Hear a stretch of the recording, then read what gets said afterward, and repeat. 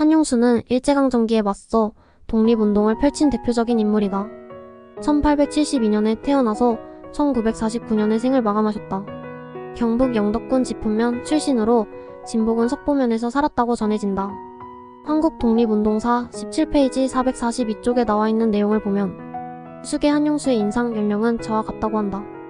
연령은 38년, 키는 대략 5척 1촌가량, 발은 비교적 적고 눈은 붉으며 근육은 많고 수염은 적으며 눈은 꺼지고 얼굴에 주름이 많으며 광대뼈는 높다고 한다. 그는 과연 누구인가? 그는 일본군에 맞서 싸운 한국 독립운동가들로 구성된 게릴라 저항운동인 의병의 지도자로 가장 잘 알려져 있습니다. 의병은 20세기 초 일제강점기 1910년에서 1945년에 활동했다. 한용수와 그 추종자들은 일제 식민지 당국에 대해 다양한 사보타주, 저항, 반란 행위를 저질렀다. 그들의 활동에는 일본군과 경찰의 전초기지를 공격하는 것뿐만 아니라 반일 선전 활동에도 참여하는 것이 포함되었습니다. 한용수와 의병은 한국의 독립투쟁에 기여한 공로를 한국에서 기념하고 있습니다. 이들의 노력은 결국 1945년 일제 식민지 지배로부터 한국을 해방시키는 광범위한 운동의 일부였습니다. 한용수와 의병에 대한 역사적 설명과 관점은 다양할 수 있으며 그들의 행동은 역사적 연구와 논의의 대상이라는 점에 유의하는 것이 중요합니다. 한용수와 의병은 일제강점기에 맞서 독립운동을 벌이는 과정에서 다양한 활동을 펼쳤으나 그의 생애와 활동에 대한 구체적인 내용은 자료에 많이 기록되어 있지 않을 수 있습니다. 한용수는 한국을 일본 식민 통치로부터 해방시키려는 한국 독립운동의 저명한 지도자였습니다. 그는 일본 당국에 대한 저항 조직에 적극적으로 참여했습니다. 한용수는 게릴라 저항운동인 의병의 리더십으로 가장 잘 알려져 있습니다. 의병은 사보타주, 무장투쟁, 일본의 통치를 훼손하기 위한 다양한 활동에 참여한 한국의 독립운동가들로 구성되었습니다. 한용수의 지도력은 주로 한반도 남동부 지역인 경상북도, 중북부 지역에서 활동하였습니다.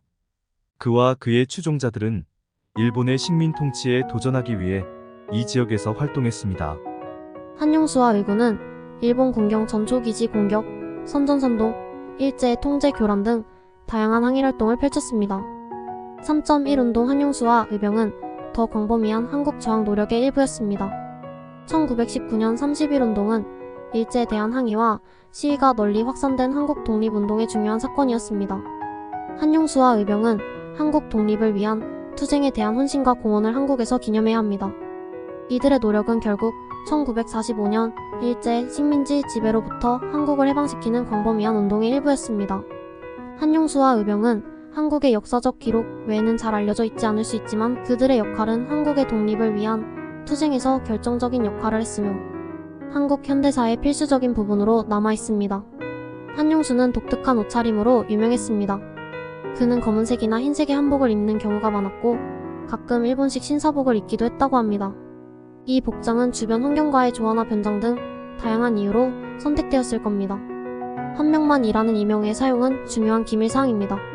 비밀과 보안을 유지하기 위해 저항운동에서 기호와 코드가 자주 사용되었으므로 이 기호는 그의 신원을 나타내거나 메시지를 전달하는 데 사용되었을 수 있습니다.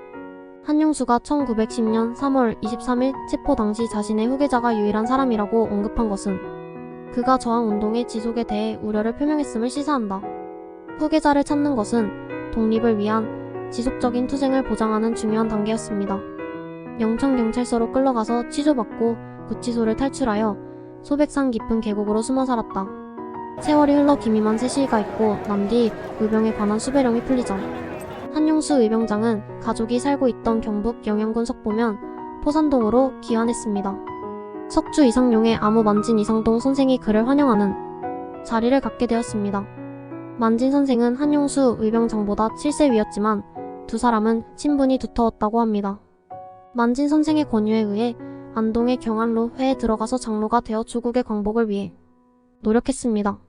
특히 중국이나 연해주에서 광복운동을 하던 지사들이 보낸 인사들과 비밀 접촉 장소를 제공하기 위해 서울에서 이발소를 운영하기도 하였다고 합니다.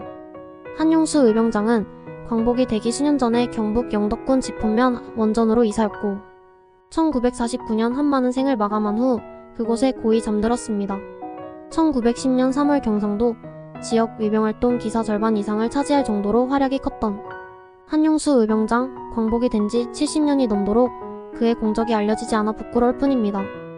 국가보훈처에서는 해마다 독립유공자의 후손을 찾는 사업을 진행하고 있으며 많은 독립운동가들이 독립운동의 업적을 인정받아 유공자로 지정되고 있습니다.